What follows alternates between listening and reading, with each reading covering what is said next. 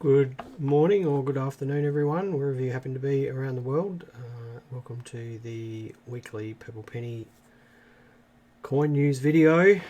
My name's Mark. I run the Pebble Penny with my wife Catherine. It's a public holiday here in Adelaide today, but because we can't stay away, we've come in anyway, just for a couple of hours to get a few things done. Catherine's over there getting on top of her mailing, as she usually is on a Monday. Thank you everyone for joining us around the world and around Australia. We had a good week in the shop last week. As usual, we bought some stuff and we sold some stuff. It's always interesting to get some odd things coming in, and last week we had some odd things coming in. We had some pocket watches and some old sterling silver cigarette cases and vestas and those sorts of things. As well as all of the usual coins and banknotes. We had quite a lot of very nice decimal banknotes come in last week. Nothing eye-poppingly good, but some Coombs Randall $5 and $10 notes, which is always nice to see in pretty good condition. So yeah, it was a good week last week. Now let's have a look at some of the hellos here. So Facebook has changed the way this looks, so it's actually quite a bit more difficult for me to see the comments today. Hello Clay and Gwen and Amali, my daughter, who's watching. I'm not sure where she's watching from. John, Cam, Sarah, Mike, Veronica, hello to New South Wales, Tony, Paul, Brendan, HC and Tim. Thank you everyone for taking part today. So I thought today, Megan, how are you?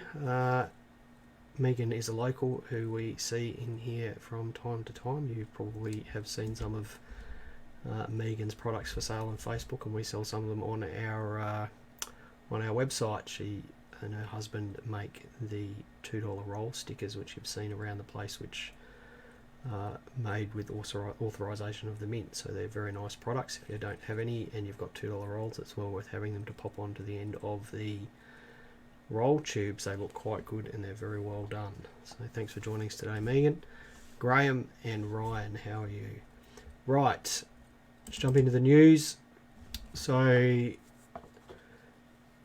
the carry on in Europe at the moment has led to what's called volatility, and volatility is sort of violent fluctuations in the price of gold and silver over the last 2 weeks, and we see that here in the shop in several different forms. One is that we get people in here looking primarily for gold to put away, so we have sold quite a bit of gold in the last 2 or 3 weeks. We also get a lot of phone calls from people looking to sell their gold, because of course many gold coins really have no numismatic value, and by numismatic value I mean they have no value as coins other than the gold that they contain. And when people tend to see the gold price in the news, they think about things that they have put away and ring us up and look at disposing of those things. Now, the way that the gold price is moving at the moment, on Wednesday, between Wednesday and Thursday, our buy price for $200 gold coins, and they're those 22 carat gold coins that the mint issued from 1980 through to the middle 1990s, our buy price changed let me think, about $40 day on day. So if you are looking to get rid of gold and silver, I guess you need to allow for how quickly those prices are changing, and they are changing a lot, and they are changing quite quickly. So gold was changing almost 5% overnight, and silver certainly was going up and down 4 or 5% overnight as well, so just be careful with that. Now, I'm pleased to say that the Numismatic Society of South Australia has sent out an email to dealers this week asking them to confirm their interest for the 2022 Adelaide Coin, Banknote and Collectables Expo. So this has been cancelled for the last 2 years because of COVID stuff, and it looks like the Society has decided to have another go this year, which is absolutely fantastic. Unlike the last 4 expos, it is going to be held in October. Usually they're held in the first weekend in November, but the Torrens Parade Grounds are being renovated. The hall there is being renovated, so we're looking at the first weekend in October, October 1st and 2nd, and usually it runs from 10 to 5 on the Saturday and 10 to 4 on the Sunday. Torrens Parade Grounds are basically right in the middle of the city on Adelaide, with free parking and free entry, and at the moment the society is in negotiations with the Mint to actually attend. So if the Mint attends, that is always great fun. The couple of times that they have attended, we've had a special entrance for people who are lined up to grab Mint products and do the bag swaps and all that sort of stuff. And it's always fabulous when they can come along. So here's hoping that the first weekend in October that the Adelaide Coin, Banknote and Collectables Expo will be on. Of course, we will be there. Hopefully we have our usual table by the door. Every year that we've had it, we've had friends come from interstate. There's accommodation literally 5 minutes walk away, good accommodation, 5 minutes walk away from the expo, and it is well worth a trip over. It certainly has been the best coin show that we've been to over the last several years, and if you are into coins, it's well worth a trip down to little old Adelaide and having a look around and attending the expo, and of course meeting Catherine and I. Hopefully our weekender Jared will be able to attend, but unfortunately he's in year 12, so it's pretty poor timing with the first week in October, but we shall see. Super excited, we're super pleased that's going to happen, and let's just cross our fingers that nothing else happens in the world between now and October 1st and 2nd this year, which isn't that far away. You're only talking about 7 months away. Right, go back to the news. Now, of course, the April RAM releases are still coming, so those of you who watched last week would know what they are, but I guess the most interesting things there are the $2 Honeybee roll and C Mint mark. Of course, the production figures for both of those has gone up by 50%, so you're looking at 15,000 rolls and 60,000 C Mint marks. We are still taking registrations of interest for those products. If you are interested in obtaining those, and then please do get in contact with us, and if we get enough allocation, we'll email you on release date and let you know we've put some aside for you. So please do message us or call us or email us or whatever if you are interested in those new release products. This Wednesday, which is in 2 days' time, I am giving a talk at the Adelaide Treasure Hunters Club. The Adelaide Treasure Hunters Club is a group of metal detectorists. They meet on the 3rd Thursday of the month at a community centre in Collinswood, which is a slightly northern suburb of Adelaide. We're talking from 7:30, so if you're in Adelaide and you want to come along to that meeting, I'm sure that they'd be happy to have visitors. We'll be talking about things that you can find in your change that are worth money, because it is a treasure hunters club, of course, so that was the sort of topic that they were interested in.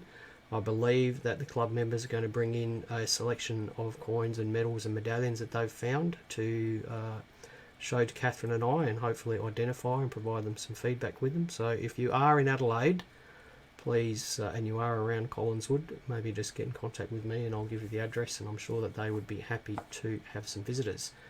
On Thursday night, the Numismatic Society of South Australia, and that's the organisation that runs the expo, the Coin Expo here in Adelaide. They're having their regular meeting, which is on the 3rd Thursday of the month, and this week we're having a bourse, and a bourse is an old-time word for a little coin show.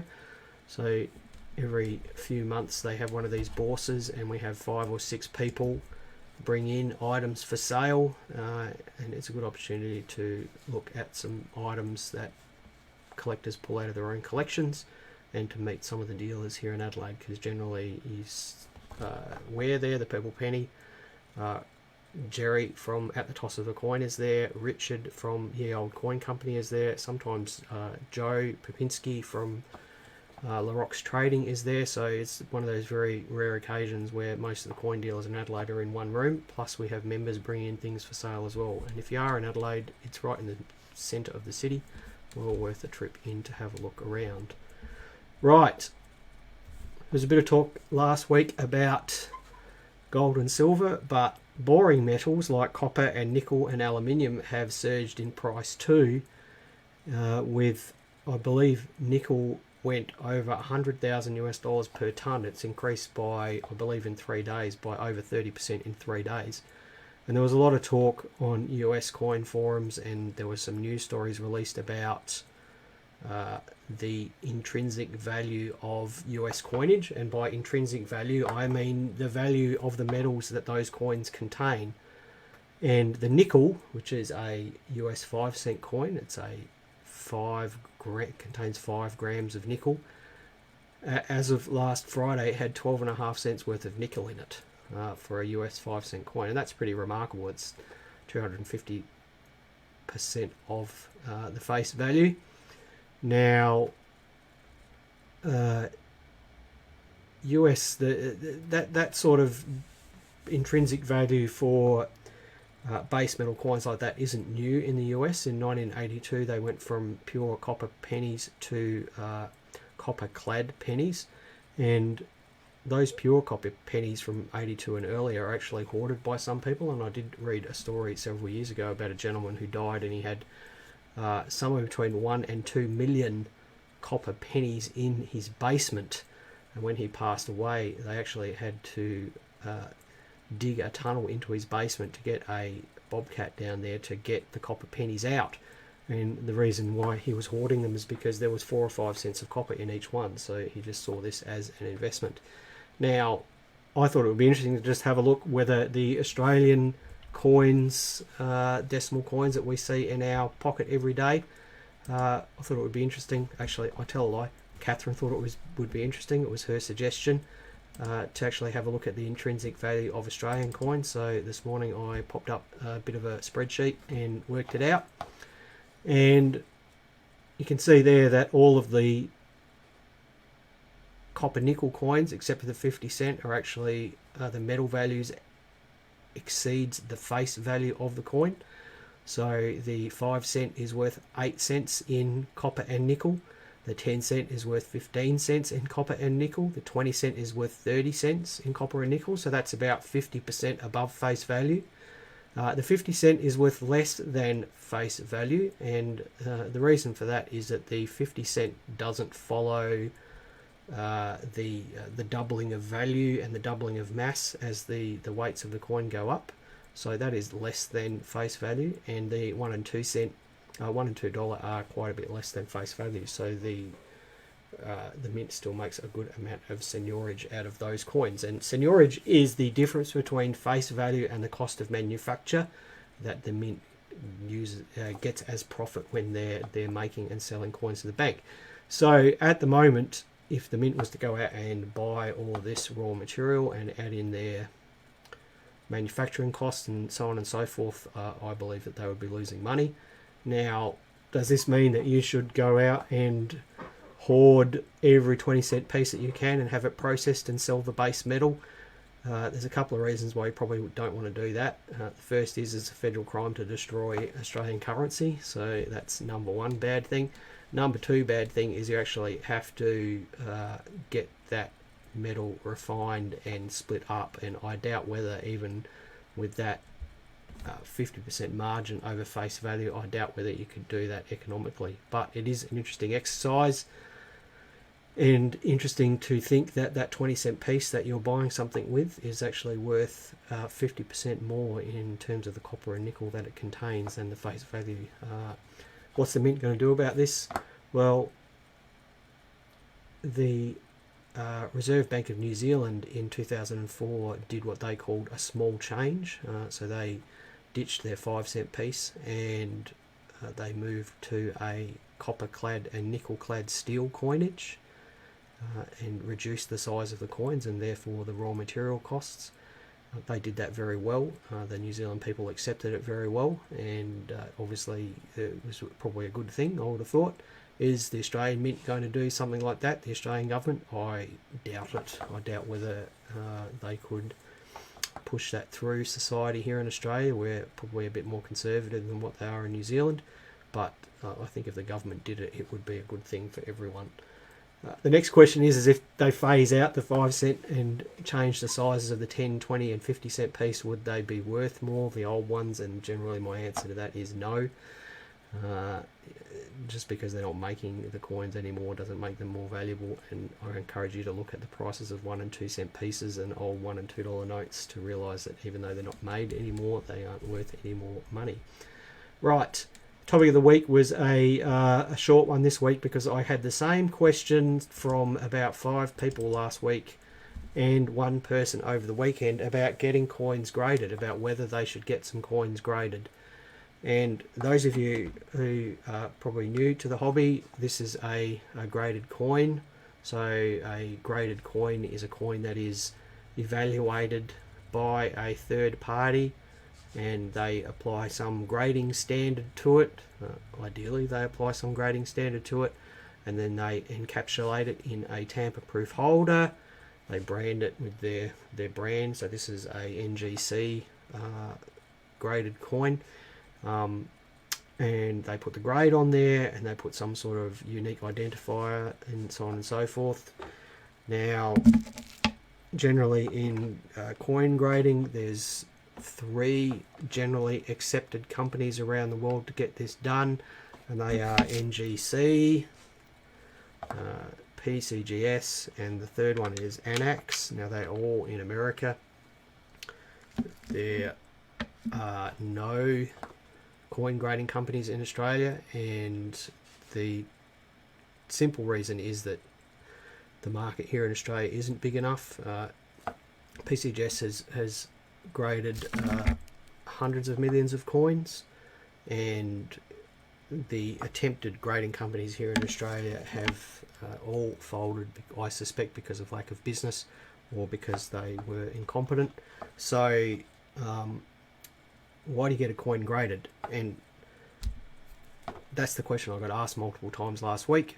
So one of them was a lady who was creating coin collections for her grandchildren, and she said she wanted to get them all graded. We had a person who contacted us that had a 1967 patent Swan dollar in a box. Should I get it graded? And then we had a gentleman with a group of sovereigns, and he asked me if he should get them graded.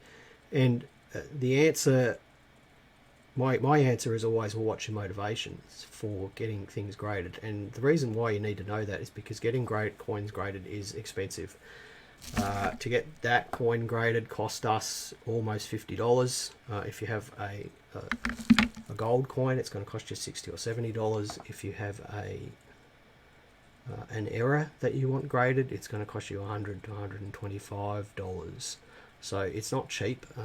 It's not something that you can just get done and expect to recoup that value. So it's just worth having a quick look at why you would get a coin graded.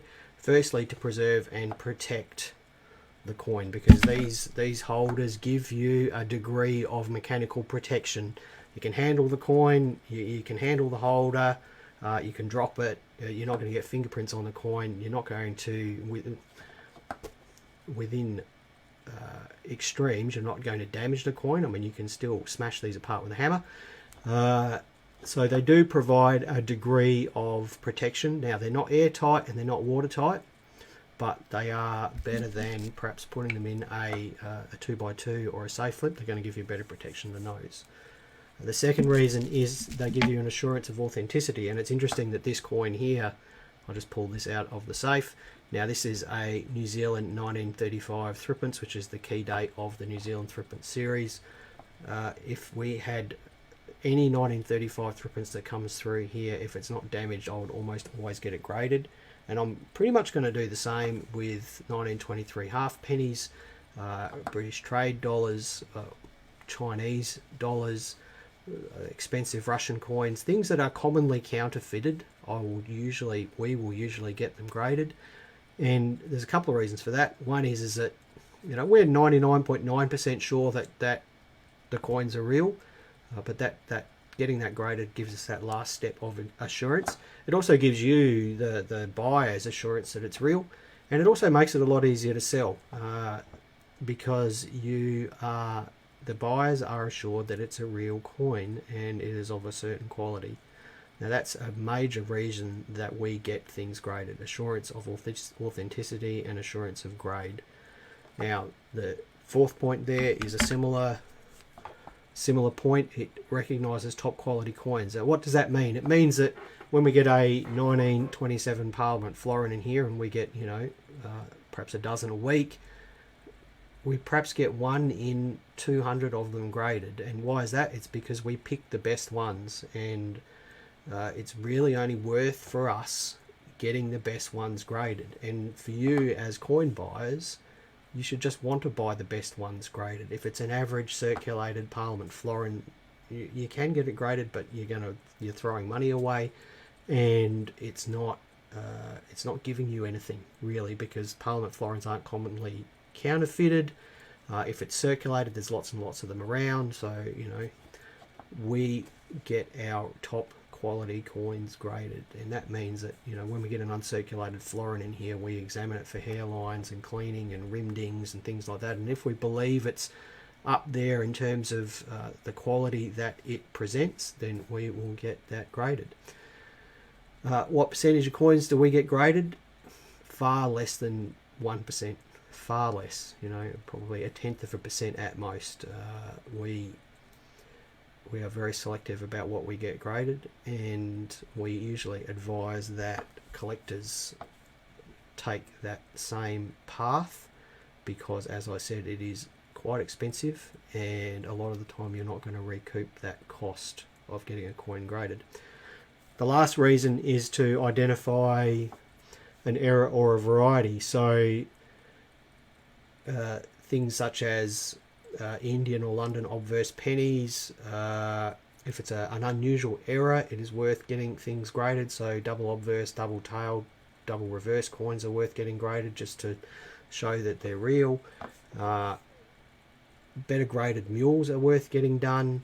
So, you know, if it's a bit of a hard to understand coin, then sometimes getting them graded can make them, I guess, easier to move on, easier to understand. And that's not just us as coin dealers easier to move on, it's also you as collectors, because everyone's collection gets moved on at some point, and a coin that is graded by a recognised company such as PCGS or NGC is going to be what's called more liquid, and by more liquid it means that it's easier to move on, easier to sell, and that can be a good thing for high value coins. Now there is one other thing here to get coins graded, and the lady that came in this week who was talking about getting her coins graded for her grandchildren, she suggested it as a reason, and her reason was to make the coin seem more important, to make the coin seem more valuable or more imposing. And why did she want to do that? Because she said, when I pass away, I don't want my grandchildren spending them. And if I put my coins, if I get their coins into holders like this, they're much more likely to look at it and go, well, you know, Nan thought that was important enough to get put in that holder. Clearly it's worth something.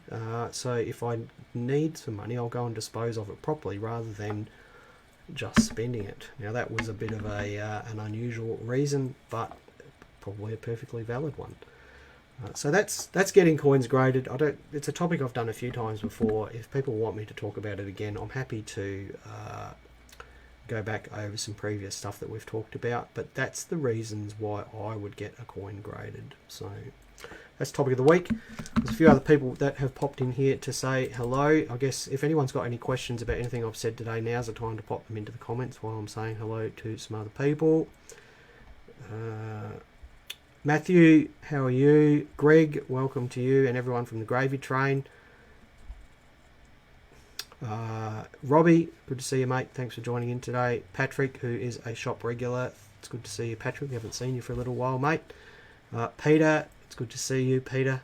And Andy, Paul, Glennis, and Michael, who is another shop regular. Right, I guess that's it for today, if we don't have any other questions. As always, if you do want me to talk about something. John, thoughts on registry sets? Registry sets. So registry sets are what I call league tables for graded coins. So this is a 1935 threepence from New Zealand, and it has a grade on it. The PCGS, when they grade coins, record all of the grades, and you can go and look up on the PCGS website something called a population report, and the population report tells you how many coins have been graded and what grades they are. And so you can see the lowest graded coin and the highest graded coin and the numbers of coins at each grade. Registry sets are league tables of coin sets that PCGS has put together. So for example, the Australian penny set, which runs from 1911 through to 1964, plus some varieties. You can create your own registry set of Australian pennies, and you can fill that in on the PCGS website as you get a graded coin of each type. And PCGS publishes a ranking of those sets, and you can get listed as the top set or the second top set and things like that. Now in America, and to a lesser extent here in Australia, people play the registry set game where they try to put together the best set, and as a consequence you find that coins of certain grades have values that are far outside of what you would expect them to be. And what do I mean by that? I mean, let's say for example 1966 proof sets, which are Australian proof sets. Typically those coins are toned and mishandled, but any of them in PR69 or better are valuable, and the reason for that is that people are chasing the top grades. Now, how valuable are they? I haven't looked at the population report for around 50-cent proofs for a while, but I suspect if someone managed to get a PR70 graded, and I don't know if there is one, but if someone did get a PR70 graded, that could easily sell for $5,000 to $10,000 or more. Now that compares with a catalogue value of about $100. Why? Because there are people that are competing in the registry set for 1966 proof sets, and they want the best registry set, they want the highest graded coin, and those people will chase those coins. I think it's a good thing for PCGS registry sets because it gets people grading more coins. I think it's a good thing for auctions and things like that, because there's no doubt that top population coins fetch higher prices. As a collector, do you chase highest registry sets? Well, yeah, if you want to, why not? The danger that the risk that you take here in Australia at least is that for some coins the number of coins graded is not very large compared with the population of existing coins, so you could pay top dollar for a top pop coin and then wake up tomorrow and find out that someone's had one graded higher and your $1,000 coin is now worth $100, and that absolutely happens. But you know, if you're willing to risk the money, why not? I don't mind registry sets. I think they're a bit of fun, and I don't have the money to participate in it, but those who do, more power to them. They are a good way of tracking your collection as well. If you don't actually chase after top prices, they're a good way of knowing what coins you've got left and things like that. So yeah, I don't mind them. Shane, putting cotton balls in $2 tube to stop them moving around, good or bad? I would say bad. Yeah, I'm not a fan of that. I don't think you should have anything organic touching your coins, so yeah, I don't like that idea. Peter has shared a link to Australian Pennies registry set there, so if you have a look in the comments there, Peter has put a link to the PCGS website. Do go and take a look at that, and some of what I said will make more sense to you. Right, thank you everyone for watching. If you are in a public holiday where you are, enjoy the rest of your day off. If you're not, I'm sorry that you had to go to work today. We will be back next week as always. If you've got any questions or things like that that you want answered or want me to talk about, please do contact us during the week. Give us a call or send us a message or send us a Facebook message or whatever way you want to do it, and I'll do my best to talk about it. We're going to go with the ending slide again today, which I think worked well last week. So bye everyone for now. Safe and happy collecting, and stay well, and we'll be back next week.